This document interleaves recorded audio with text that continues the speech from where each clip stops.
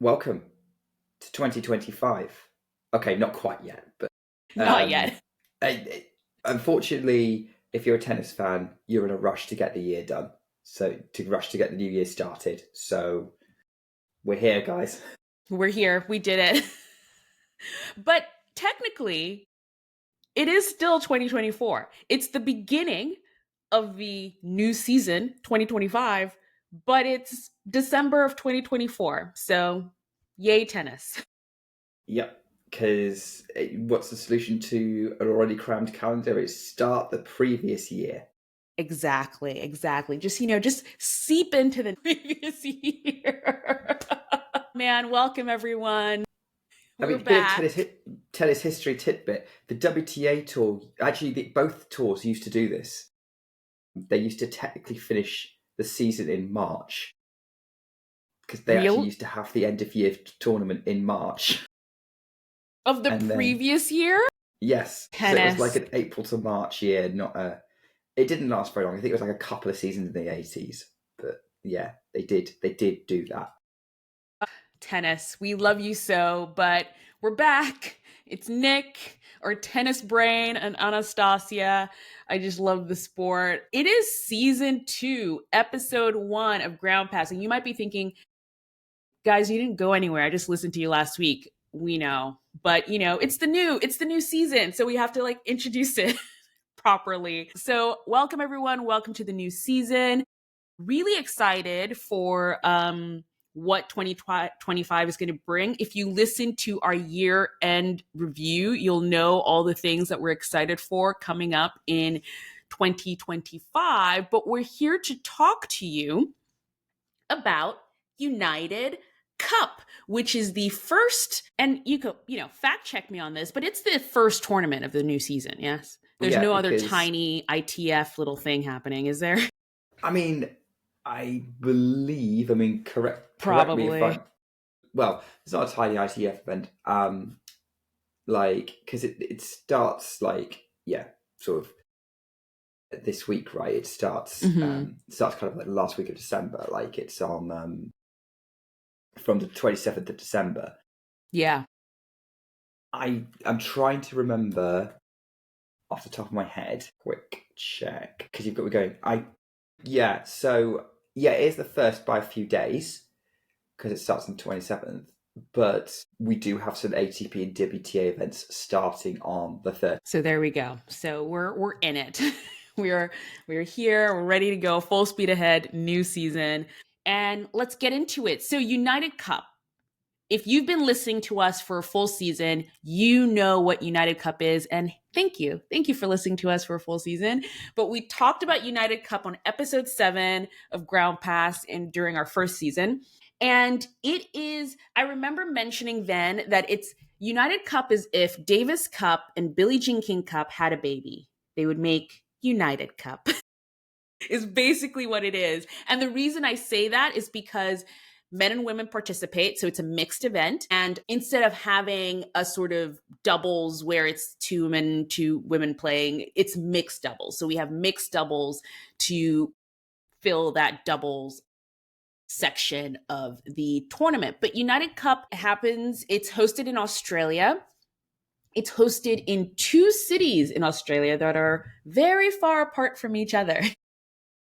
Which it's fun when you're trying to mix time zones because, it has this amazing effect, and this is why I suppose this is what I love about United Cup is you could be wrapping up the matches from sort of the earlier city and be starting the ones in the later city. Exactly.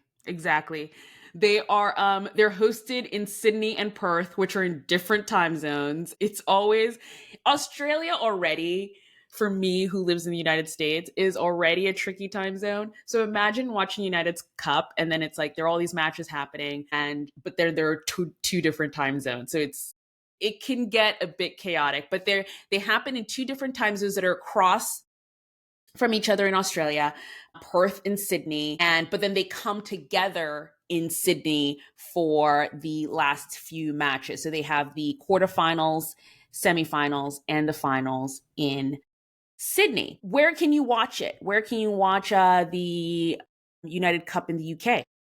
Tennis Channel International. Great.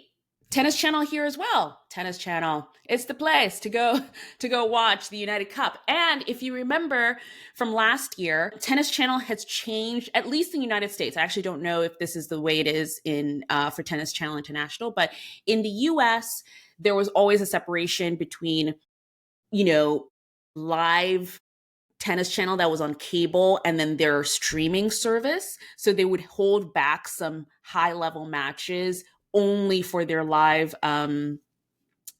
platform on cable. So you would have to have a subscription to their digital, but then also a cable subscription. Why? They made it simpler, guys. There is one subscription. It's $9.99 a month, $10 a month. It's the perfect time to probably start a new subscription, is at the beginning of a new season. And it's monthly. So you can choose kind of when in the year you wanna have your Tennis Channel subscription live. And I think that's great. I think anything to sort of give fans the controls is really helpful, So yeah, that's how you can watch United Cup. What do we love about United Cup? I will start. I mean, we can totally go back and forth here, but last year, I think I mentioned I kind of have a new love for tennis team events, because tennis is an individual sport for the most part, unless you're playing doubles. And that's how we view the sport primarily. So it's really nice throwing in these events, Davis Cup, Billie Jean King Cup, of mixed team events where you can see, tennis players work as a team. I think a lot of them actually enjoy it. It seems like they have a lot of fun having sort of the backup of a team and having their teammates cheer them on. So they get to experience what that's like, what other sports probably get to, feel every single day. So I kind of enjoy this team kind of, because you just don't get to see these players interact this way ever. No, especially since the mixing of the ATP and WTA doesn't happen a lot. And so you don't know kind of what friendships there are kind of between the tours. You get a little bit like Coco Gauff always talks about how she's talking to Ben Shelton and Francis Tiafoe. Yeah. All kind of teasing each other. And you get a little bit, but it's the rare kind of real crossover moment in those teams and kind of working together. I think also because you could get it with Davis Cup and Laver Cup, like sometimes those guys will be working together, but yeah, this is a very unique dynamic which is always fun. And you got Iga Swiatek teasing Hubi Hurkacz last year, which was always interesting. That was a lot of fun. Oh, there's so many moments that now I'm thinking back of watching it last year and all the fun moments. Like, there's this dynamic of, which always happens with mixed doubles, is watching how male and female players interact on court on opposite sides of the net. I know a big topic of conversation last year was seeing how the male players on the other side of the net would, how Iga returned their serves quite successfully, pretty much all the time. It was actually so badass. Like, it was so cool to see that. And, you get these little moments where you don't really get it in competition, in tournament, whatever regular tournaments you get throughout the year. I think specifically United Cup, especially because you get a lot of singles players play mixed doubles, like players who would never usually play mixed doubles at a tournament. You get them playing doubles here because United Cup is based on country. So you're only playing within your country. So sometimes it's hard for them to be like two double specialists. It happens sometimes. I know like teams like Australia would probably have good mixed doubles partnerships that are double specialists. I know the US, the UK, they would probably have that. But just watching Iga and Hubi play last year was gold. And that was I think they had good chemistry together. I think the thing is, of course, mixed doubles is actually fairly rare in tennis. Like you see it at the slams and here, and that's about it.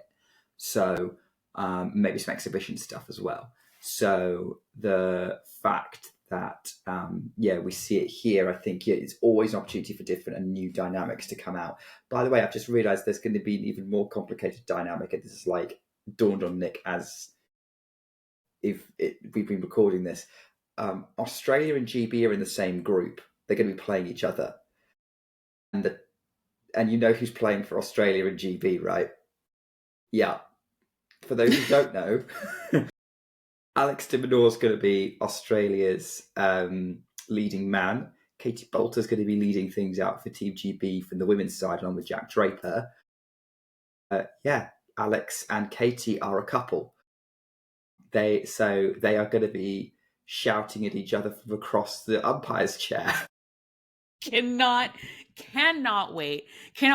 Which is really funny because last year, a big fixture of the United Cup was, so depending on where the teams are playing, if either it's in Perth or Sydney, the teams usually all stay in the same kind of hotel. Like, by the way, this is just like a thing. Even during the US Open, there are like certain hotels that all the players just stay at during the tournament. It's kind of a normal thing. And I remember there was an interview with Alex De Minaur. I think it was after he won his match against Novak, but he was talking about how Katie Boulter and him, like they're just part of each other's teams. So, she's sort of considered Australian and like he'll like be in the British camp as well. Like they kind of flow back and forth depending on who's still in a tournament or not. And that's going to be so great. That's going to be one of the great things to look out for in this tournament. I mean, there were some really cool moments last year. Nicholas Jarry's grandfather was their captain of the team. He used to play tennis as well for Chile. And it was just a really sweet moment. I think there were they were doing a lot of sort of interview packages with both of them. And then, it's just such a cool moment. I love moments like that where you see, it's like a lot of times you see sort of mother, daughter, father, son, that sort of thing. But he was his grandfather.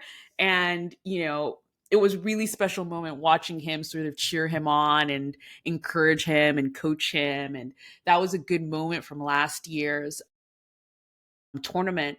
And I think kind of like Davis Cup and Billie Jean King Cup, United Cup is a time to discover new players or kind of go through the breakthrough of maybe a player that you're probably never going to hear about for the rest of the year. They're just going to have a cool moment at an event like this, and you might not hear from them, you might, but it's always very heartwarming. And I love heartwarming sporting moments. Like they kind of tug at the heartstrings. One that comes to mind from last year was Stefanos Sakkarides. I think is how you say Sakkarides. Stefanos, he is a Greek player who played his very first ATP tour level event last year. He was 19 at the time, and he was playing for Greece, and he beat Thomas Mahak in a match. And he didn't have a rank. His ranking was in the thousands. You know what I mean?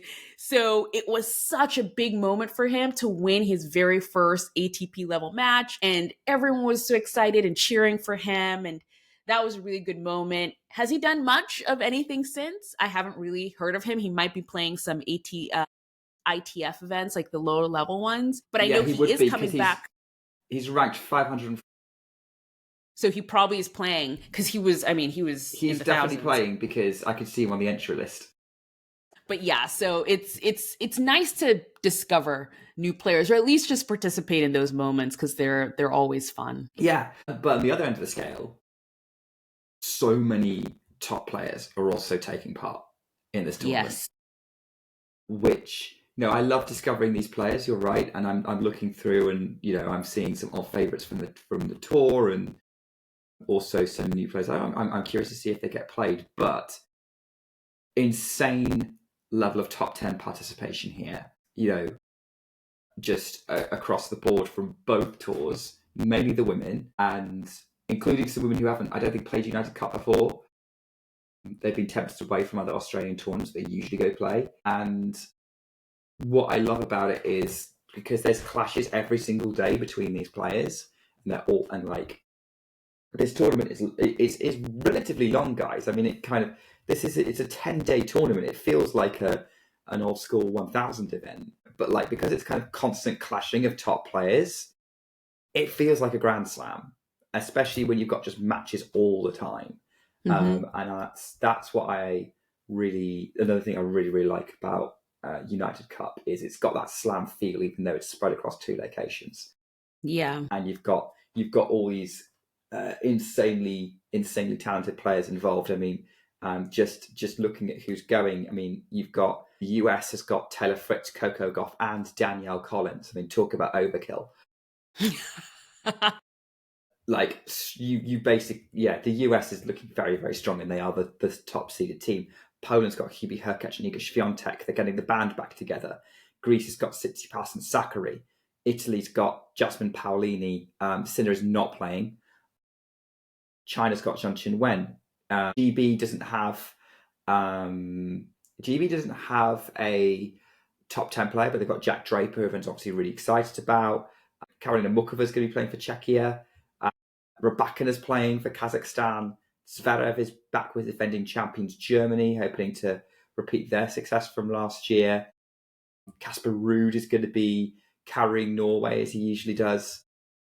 So there's and that's just like the top players, in addition to like names you'll frequently see in the mix for tough tournaments. So lots of really, really good names to kind of go in there, and that's actually, feel free to throw in any I may have missed.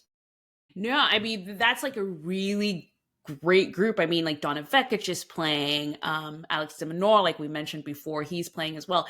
This is the time just before a Grand Slam where, especially for the top players, we're trying to see where they're at. And here's the thing, they haven't played in a while. They've had an off season, so this is them coming in. I think I mentioned in the beginning of this episode, one of the things I'm looking forward to in 2025 is this sort of new super coach thing that's happening in tennis. There have been so many announcements of coaching partnerships. Hello, Andy Murray and Novak Djokovic. We'll be waiting for you. I don't think they're playing. Novak isn't playing this year, but no, he's not. No, Serbia's not in it. Yeah, so we will have to wait on that. But Hubi Hurkacz just announced Ivan Lendl is joining his team, which I'm just like, not only Ivan Lendl, Nicholas Massou. What? Like, he's got 2. Like, Hurkacz wasn't content with that. He's gone for 2 coaches. Because for those of you who don't know, because we are like, Lendl's not coached anyone since we started the podcast. I think he's not coached anyone since Zverev before, and that was before COVID. Yeah. So if you haven't heard of him, Ivan Lendl is a Czech-born player, although he is now a US national. He won 8 Grand Slams in the 90s, up to 1990. One of the best players like ever, definitely of his generation. Probably pioneered a lot of like fitness that we come to expect in the modern game. And then he successfully coached Andy Murray twice. Both times he coached Andy Murray. Murray was winning Grand Slams. Tried it with Alexander Zverev. That didn't go as well. Nicolas Massou is a Chilean player who, his claim to fame is he kind of won Olympic gold out of nowhere for Chile in 2004 in what was a very bizarre year at the Olympics, where like Roger Federer was the heavy favourite and he went out, and Nadal and Djokovic and Murray weren't a thing yet, and then the final ended up being Nicolas Massou against Marty Fish, and he won the gold medal, and then he ended up becoming Dominic Thiem's coach, and again they had a really, really good relationship. He coached Dominic Thiem to starting to compete with the likes of Djokovic and Nadal and winning the US Open before Dominic sadly got injured and then just wasn't himself again and is now recently retired. So both guys were available. Hubi Hurkacz wants to coach. He decided to get both of them.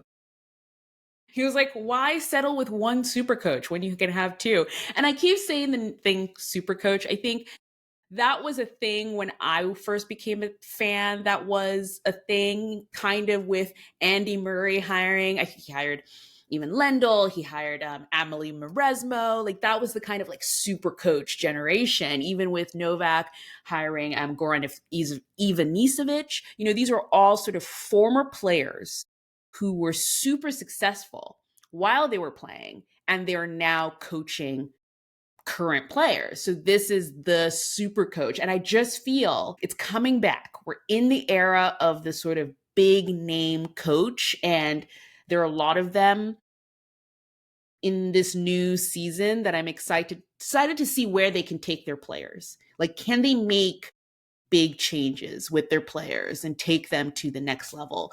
So excited to see how that goes. This will be the first time we've seen Hubi with his new team. Excited to people like Maria Sakkari, who I actually don't remember the last time I saw her play. I know I didn't see her at the US Open. She was out early there as well. She had a really, really rough 2024.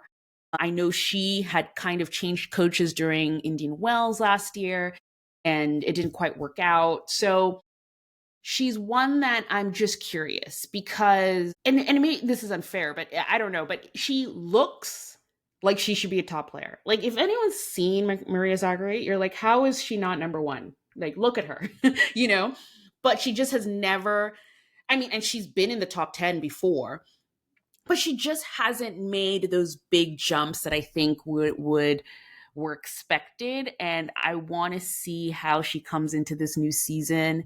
And yeah, so there's just a lot of storylines coming into a new season that the United Cup gives us an insight to right away, because all of these players are playing each other. It's like, this doesn't happen in tennis usually, but it happens in the United Cup. We know who's playing who now.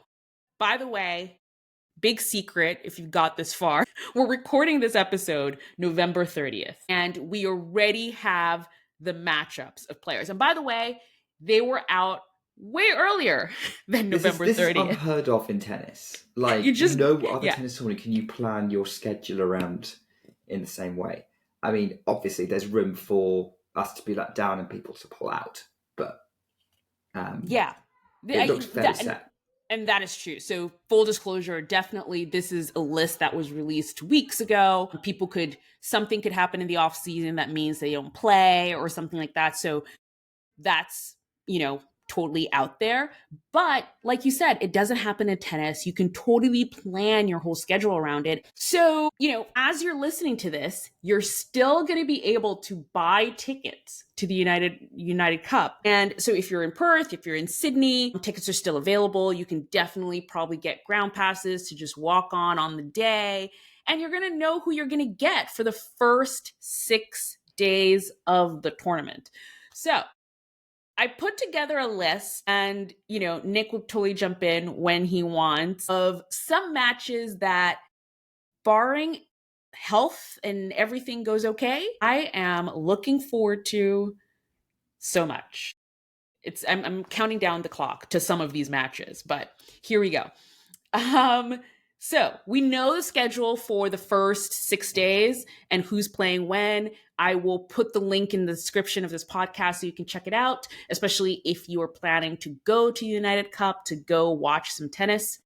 You know who you're going to get. Day 1, Qinwen Zheng and Beatrice Haddad Maia.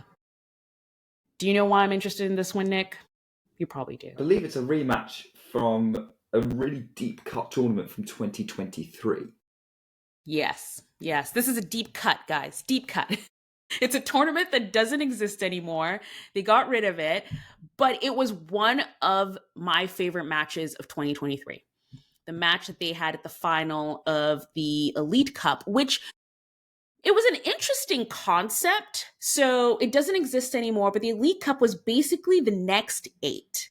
So, or at least because I don't know how they dealt with alternates, and maybe you can educate me on that. But so for the WTA finals, you obviously take the top 8, and there are a couple of alternates that go over with them.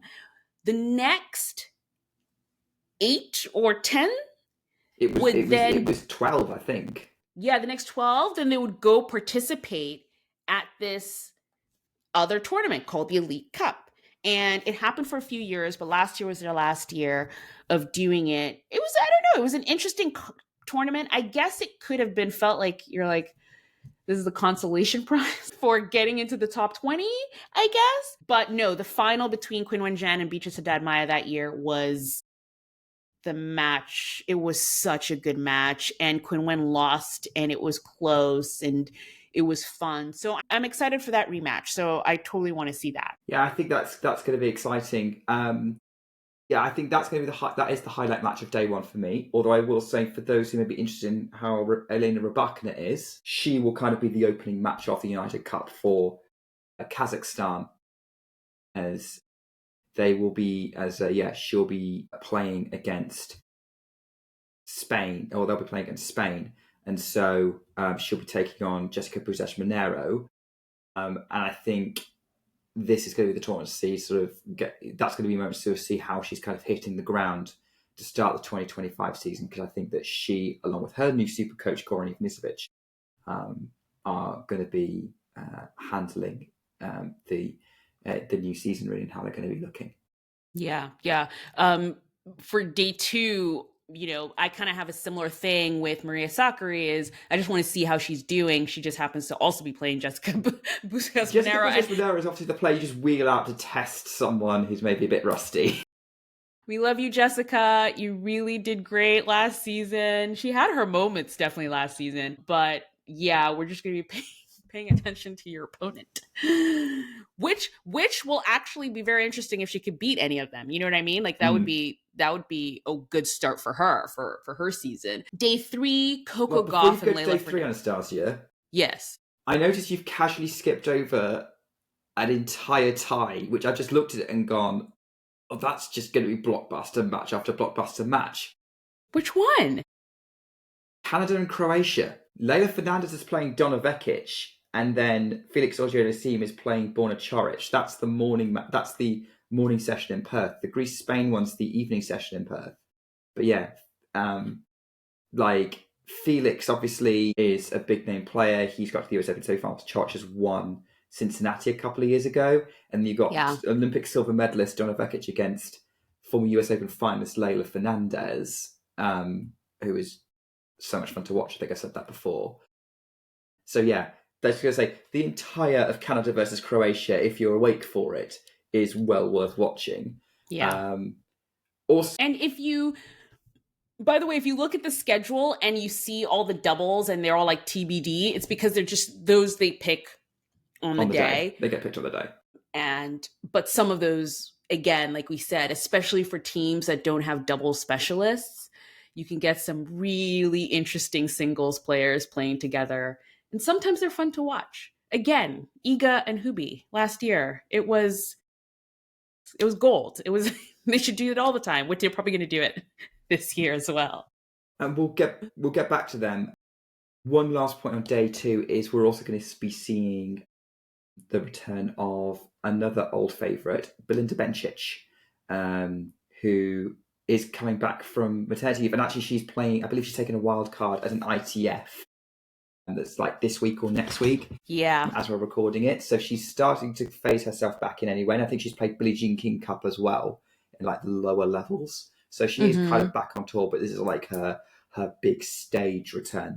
Belinda Bencic won Olympic gold at the Tokyo Olympics, for those who don't know. But yeah, that's another name I just wanted to throw out as look who's back. Again, did we say we love the United Cup? I love the United Cup. There's some really great storylines that can come out of this tournament. Day three, what I was going to say is Coco Gauff and Leila Fernandez. I mean, I don't know. That to me is just sit me in front of the television. I'll watch that any day, anytime, anywhere, any tournament. That to me sounds like a really fun matchup. And then Thomas Mahak, who had a really great season, he's our short shorts king, is going to be playing Casper Ruud as well. Again, I don't know, great matchups. Like this is really great. And then day four, Maria Sakkari and Elena Rybakina. I mean, that's going to be very, very interesting. Again, two players who are going to want to have a bit of a reset going into a new season. Yeah. Sakkari's going to want to test her mettle. I think she's going to be a good test for Rybakina's mettle. Quickly go back to day three, you do realise that also Felix is playing Taylor Fritz, right? Like it's kind of the battle of the nice guys with big serves happening. I love that. That is so the nice guys with the big serves. I like that a lot. Day 4, also like for our British listeners, that's when the Brits are getting started. So that's December the 30th, which is also when all the other tournaments are starting. Yeah. And that's where you get Katie Boulter and Jack Draper back in action. You've also got Iga Hubi kicking off against Norway. Hubi Hurkacz will be playing Casper Ruud again in a battle of not nice guys with big serves, but the nice guys. Yeah, a couple more nice guys. Yeah, taking them on. So yeah, that's when you've got some fun players. Day 5 is a reduced schedule because they're not playing any matches in the evening due to it being New Year's Eve. But do you want to talk about day 5? So day 5, there are definitely some great matches happening. Day 5, the US are playing in Croatia. So we have Fritz and Bonatoric and Coco Gauff and Donna Vekic. Rematch of the Olympics. Yes, that would be Gauff, didn't she? Yeah, that will be really, really interesting. But for some reason, I'm more interested in the doubles match that we don't know who's playing yet against Italy and France. I'm like, what if they put Jasmine with Fabio Caboli? Like, how are they going to do as a mixed doubles team is something I just want to see. So for me, I mean, I can't believe I missed the Coco Gauff Donna Vekic, because actually that's going to be my number 1 match because it's a rematch and Donna Vekic won it at the Olympics. But close second is going to be whatever mixed doubles match happens between Italy and France. Yeah, I think that's going to be a lot of fun. I mean, obviously, Pauli, very accomplished doubles player, and Irani is going as well, by the way. So they could just sub Paulini out and put Irani in. They've got Vavasori, who is number 6 in the doubles rankings as well, Italy. So it might end up being Irani and Vavasori taking on whoever the French have got. I think I saw them both play at the US Open. They played mixed doubles together at the US Open. Yeah. So you're right. They probably could do that. Vavasori, Irani, and then the French have got a few more kind of options. Their doubles depth isn't great, but the French have got Eduardo Roger Vasselin, who's a top 20 doubles player and very accomplished doubles player throughout his career. Yeah. So it'll be pairing him with whoever. That could be one of the ties where interesting, like it could go down to the doubles to see who wins that. Well, very likely, because Caboli Humbert, that's going to be a real battle because they're both real showmen, especially Caboli. Caboli always gets himself involved in epics. And then Paulini and Parry. I mean, I love watching Diane Parry play. Like, she's just so unorthodox for a women's tennis player. Mm-hmm. But also Paulini is just brilliant anyway. So, yeah, that one could well go down to the doubles, and Humbert and Paulini will be the favourites. Yeah. That's interesting. Okay. And day 6. New Year's Day. Yep. So New Year's Day. I think, again, noticing the schedule, they've only got a Sydney schedule here, interestingly. Well, the schedule I have, there are only 2 matches on day 6. I mean, there's probably going to be more. But I know why. Do you know why? Yeah, I'm looking at the main schedule. Okay. Sydney, they're rounding off all the remaining group matches from Group B and Group F with Poland and Czechia and GB versus Australia, which are like 2 of the most mouth-watering ties. Poland and Czechia is happening in the morning session. GB versus Australia is the night session. But in Perth, the reason why we don't have to schedule it is because they're going to be starting the quarterfinals. Yes. So it's going to be TBD for them who will be playing there. But the 2 matches that I'm going to be glued to, I mean, all of them, I think, but no, it's these 2. Iga Swiatek versus Karolina Muchova. Yes, please. Alex De Minaur versus Jack Draper. Yes, please. Done. That's what we'll be watching. Join us. I mean, let's face it. I mean, they're really, really good. You know who else? What other match is happening? Hubi Hurkacz against Thomas Mahak. Oh, Thomas Mahach. Yeah. Another good one. I mean, Yeah, it's going to be really interesting. Again, I'm so interested to see, because I think Hubi definitely ended his season with injury. So it will be really interesting to see him come through here. Even Lendl, I mean, come on. He couldn't have one. He picked two. Yeah. I mean, So yeah. I'm just having a look at sort of, because obviously that one's going to be a lot of fun. So that Poland Czechia tie is 10:30 a.m. Sydney time, and this is one of the things we're going to have to think about, because I know we've got a few listeners in Australia, so you're very lucky.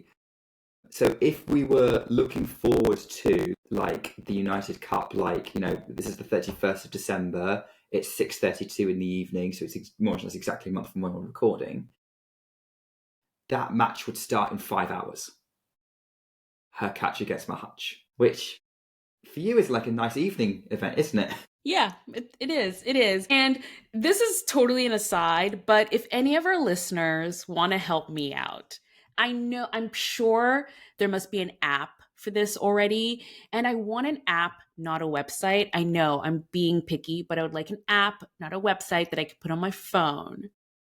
That every time I type in the time in some country, so for example, I type in the time in Sydney, you just need to tell me what time it is in New York. Or I type in the time in New York, and you need to tell me what time it is in Sydney, Australia, without going back and forth. Because I know my clocks app can do it. I know it can, but not the way I want it to do. I just want to be able to type in the time and then just have that translated, and all the maths is already done, if possible. So if you're listening to this, you have an app for me, please leave us a rating, send us an email, put it in the comments, one of those, because I'm going to need some help in 2025. What is time? 2024 was a lot. I was doing a lot of math, and I don't want to do it anymore, but that's an aside. Back to the tennis. Yeah, we have that. So we know the day 6 schedule. The quarterfinals in Perth, as we said, like we don't know that yet because we need to wait for the outcomes of the groups. But it would be the winner of the group. The morning match would be the winner of Group C, which is Kazakhstan, Spain, and Greece, against the winner of Group E, which is Germany, Brazil, and China. So there could be some really, really interesting potential there. I mean, if you just go off ranking, you could get Elena Rybakina against Zheng Qinwen in the women's. Yeah. And winner of Group A will be the best runner-up, because there's 6 groups. So they'll be like, they've got to do best runners-up from the 3 in that location. That will then complete everything that's happening in Perth. And then everyone in Perth is going to be flying over to Sydney whilst they do their quarterfinals, which is spread over 2 days. So day 7 and day 8 will be the last 2 quarterfinals of the United Cup. It'll start to get a little bit less busy. And then semi-finals will be on the 4th of January, and the final will be on Sunday, the 5th of January. And then everyone can get some sleep. Yes. In theory, anyway. That's as well as obviously following all the tournaments that are happening in Brisbane, Auckland, and Hong Kong. Yes. That's happening at the same time. That are all happening at the same time. It's going to be a bumper start to the year. Like, it'll start slow, but the moment we get into January, it's just going to be like back to back to back. And then before you know it, it's the Australian Open. And then you're like, how did we get here? But we will cross that bridge when we get there. Hope everyone enjoys the United Cup. I really enjoyed it last year. So I think I'm really looking forward to it this year. And yeah, it's going to be like... Well, I now know what my New Year's plans are going to be, because I've realised that Hubi Hurkacz versus Mahach starts at 11:30 p.m. on New Year's Eve. Like, what a better way to ring in the new year. That's pretty much similar what I'm going to do. If anyone knows how New Year's goes in New York, you want to be inside. You don't want to be anywhere. You don't want to be outside. But anyway, that was our United Cup episode.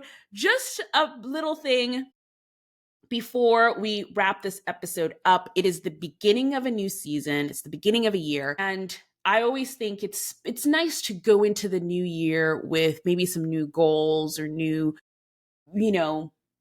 maybe habits that you want to bring. And while I was researching a few episodes, I came across an article about the ATP Carbon Tracker, which helps ATP players. This was something they launched in the 2023 season, helps ATP players track their emissions. And, they kind of made an app for it to help players track and also try and offset their emissions. Because as we know, tennis players, they travel the world on a plane for the most part. And it might be tough. Like it's they have a big impact on the environment. I mean, we could go down the rabbit hole of tennis balls. Where do tennis balls go after they're done? Water bottles. Where do water bottles go after they're done? So coming across this article just made me want to talk about it a little bit.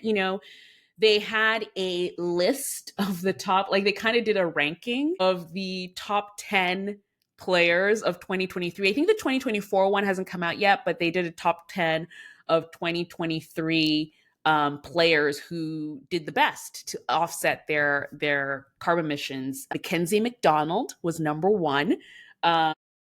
Jan-Lennard Struff was number 10. I'll put a link in the description of this episode with the full list. Of course, Dominic Thiem was on the list. He's always someone who we know is big on trying to be more responsible to our planet and think about waste in a responsible way. So I kind of want to bring this up because it is the beginning of the season.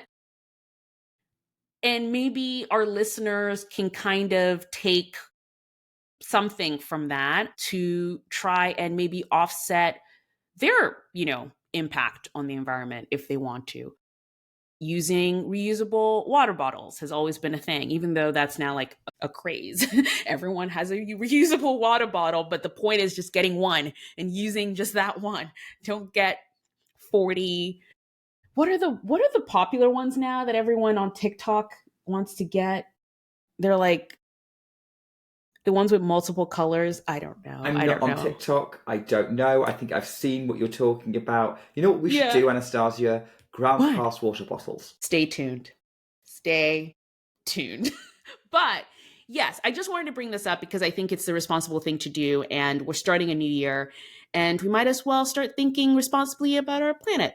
If you haven't already, I think it's definitely something to read up on and see what little you can do. I know it's sort of like a big thing. For example, I was thinking last year, I went to the most tournaments I've ever gone to, and I flew to all of them.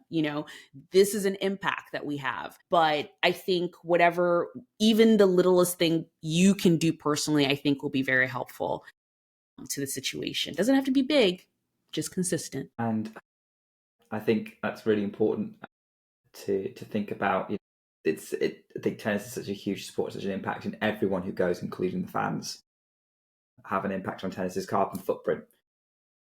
We've got a part to play in stopping things going too crazy because we're all experiencing that at the minute. Yes.